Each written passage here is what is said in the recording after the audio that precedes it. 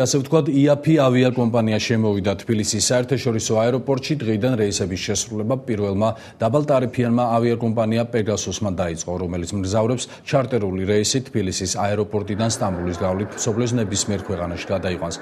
ფრენები ყოველდღიურად განხორციელდება. მაინც რომ პირველი რეისის მგზავრებს შორის ახლად დაქორწინებული წყვილი შენიშნა. სიძე პატარძალი პირდაპირ ჯვრისწერიდან გაემგზავრდნენ თურქეთში საქორწინო მოგზაურობაში.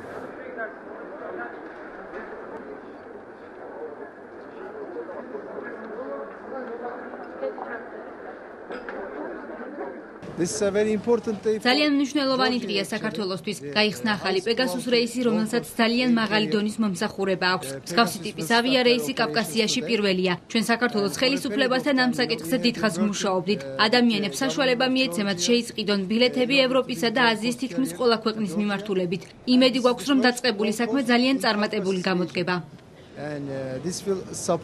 დღეს 10 ოქტომბერს ხორციელდება პირველი რეისი საქართველოში პირველი დაბალტარიფიანი ავიაკომპანიის შესრულებით და ულოცავთ ქართულ მგზავრებს დღევანდელ დღეს ქართულ მომხმარებელს და ვუსურვებთ რომ რაც შეიძლება ხშირად ისარგებლონ ამ ავიაკომპანიით ვინაიდან კიდევ ერთხელ აღნიშნავ რომ ფასები ამ ავიაკომპანიის ავიაბილეთებზე საქართველოში არის უპრეცედენტოდ დაბალი. ძალიან გაგვიმართლა რომ ამ რეისზე მოვხდით.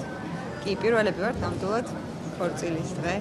ძალიან სასიამოვნოა და დიდი მადლობა გვინდა უთხრათ ტავჯორჯიას.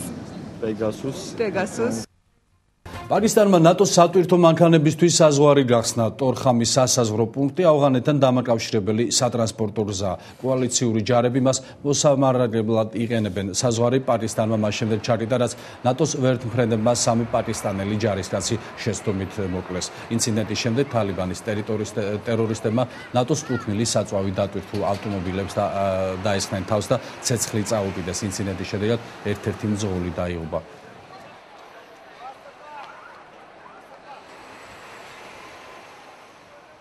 ავღანეთში ბრიტანელი მოქალაქე მოკლეს. 36 წლის ლინდა ნორგროვი ტერორისტებმა სექტემბრის დასაწყისში გაიტაცეს კოალიციური ჯარების სარდლობის გადაწყვეტილებით სპეცრაზმა ძევლის გადარჩენის მიზნით სპეცოპერაცია დაიწყო, თუმცა სამაშველო ოპერაციის დაწყებისთანავე ტერორისტებმა მძევალი მოკლეს. ლინდა ნორგროვი ამერიკული არასამთავრობო ორგანიზაცია დაეში მუშაობდა. ტერორისტებმა ის 3 კოლეგასთან ერთად გაიტაცეს.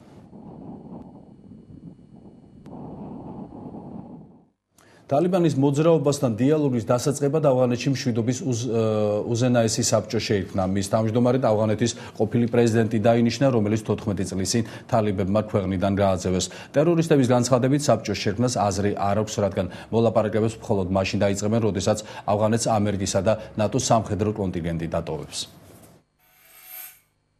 ავღანეთის ყოფილი პრეზიდენტი მშვიდობის უზენაესი საბჭოს თავმჯდომარედ აირჩიეს. მურჰანუდინ რაბანი 1980-იან წლებში მუჯაჰიდების რიგებში საბჭოთა კავშირის წინააღმდეგ იბრძოდა. 1992 წელს ის ავღანეთის პრეზიდენტი გახდა, თუმცა 4 წელიწადში სამხედრო გადატრიალების შედეგად თალიბებმა ის ქვეყნიდან გააძევეს.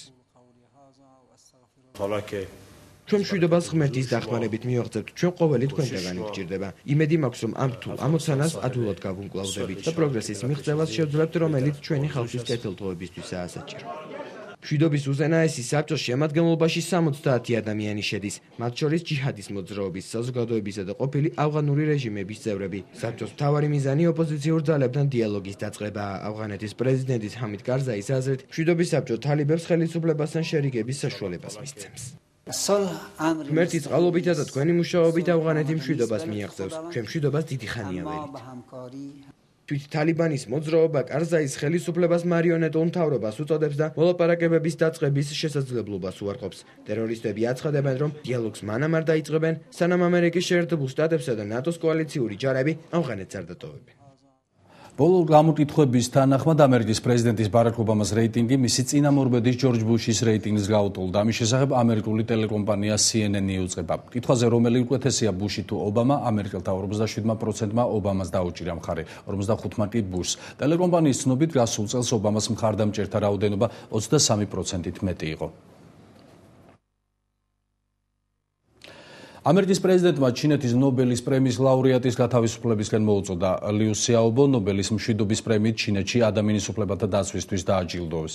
ჩინეთის ხელისუფლება ლიუ სიაობოს პოლიტიკურ დისიდენტად მიიჩნევს. ჩინეთმა ნობელის კომიტეტის გადაწყვეტილებაზე მკაცრი რეაგირება მოახდინა. ნორვეგიის ელჩს პეკინში ოფიციალური პროტესტი გამოუხატეს. ჩინეთის ხელისუფლების აზრით ლიუ სიაობოს დაჯილდოვება ნობელის მშვიდობის პრემიის პრინციპებს ეწინააღმდეგება. 54 წლის ლიტერატურული კრიტიკოსი, მწერალი და საზოგადო მოღვაწე ლიუ სიაობო ხელისუფლების დამხობის წაქეზების ბრალდებით ციხეში 11 წლიან სასჯელს იხდის. ნობელის პრემიის ლაურეატმა ლიუ სიაობომ მისთვის პრემიის მინიჭების შესახებ მეუღლისგან შეიტყო. BBC-ს ცნობით მეუღლემ ნობელიანს აღნიშნული შესახებ ციხეში აცნობა.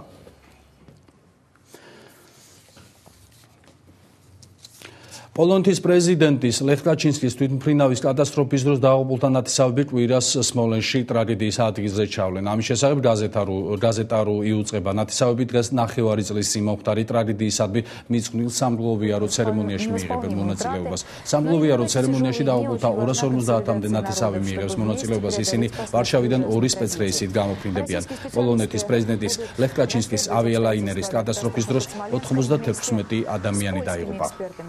Под Смоленском разбился самолет Ту-154, на борту которого находился президент Польши. 3600-მა წყვილმა სამხრეთ კორეაში მასობრივ საქორწინო ცერემონიაში მიიღო მონაწილეობა. ცერემონია გაერთიანების ეკლესიის პასტორებმა ჩაატარეს. ეკლესიის მრევლი სამხრეთ კორეაში ყველა კონტინენტიდან ჩავიდა. მასობრივი ქორწინება პირდაპირ ეთერში 194 ქვეყანაში გადაიცემოდა. ქორწილი ავსტრალიის დედაქალაქ სიდნეიშიც ჩატარდა. მსოფლიოში მასობრივი ქორწინების რეკორდული რიცხვი ბოლოს 2008 წლის 8 აგვისტოს დაფიქსირდა.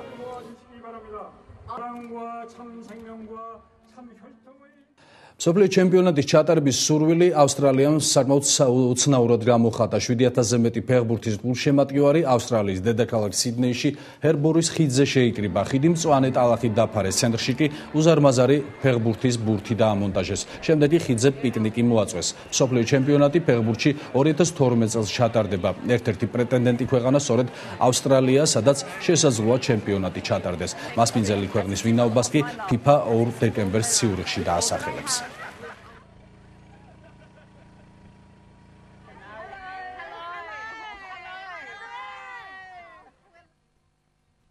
საქართველოს ფეხბურთის ეროვნული ნაკრები ლატვიელებთან მატჩისთვის ემზადება. ნაკრები თბილისიდან ხვალ გაემგზავრება. დღეს გუნდი თბილისში ბოლო ცხრნას გაივლის. ეროვნული ნაკრების შემადგენლობას ზურა ხიზანიშვილი დააკლდება. თემურ ქეცბაიეს განცხადებით, თამაში საკმაოდ დაძაბული იქნება. მატჩი რიგაში 12 ოქტომბერს გაიმართება. ჩვენთვის ახლა ყველაზე მნიშვნელოვანია გუნდმა კაი რეაბილიტაცია გაიაროს და მოემზადოს ამ ძალიან ძნელ თამაშისთვის. ყველას ძალიან კარგად ვიცით, რა თამაში გველოდება.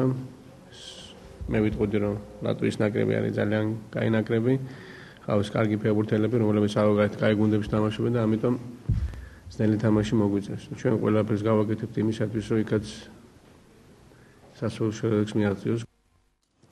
ჭაბუკებსა და ახალგაზრდებს შორის სამბოს მსოფლიო ჩემპიონატი სპორტის სასახლეში გუშინ დაიწყო. 60 კილოგრამამდე წონით კატეგორიაში ჭაბუკთა შორის მოასპარეზე გიორგი კაციამ ლიტველი, ყაზახი და უზბეკი სპორტსმენების წლების შემდეგ ფინალში ასპარეზობის უფლება მოიპოვა. ფინალში იჭიდავებს შმარგი შარიფაშვილიც, რომელმაც ნახევარფინალში საკმაოდ ძლიერი ბელარუსი სპორტსმენი დაძაბულ ორთაბრძოლაში დაამარცხა. ბრინჯაოს მედლისთვის იასპარეზებენ ახალგაზრდათა შორის ბადრი ჯანიაშვილი და გიორგი ტაბატაძე.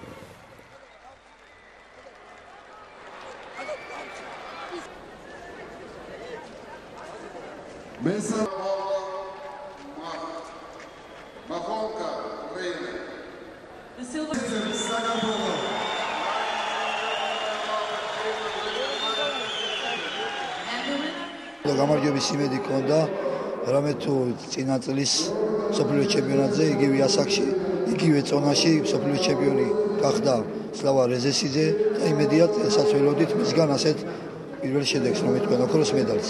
ობიექტური იყო საჯობა, ყველაფერი ორგანიზატორებმაც ნორმალურად იმუშაოს მაგაზე. მომზადებული ვიყავი ყველანაირად, ველოდი ამ შედეგს და ბიჭებს წარმატებას უსურვო რა თქმა უნდა.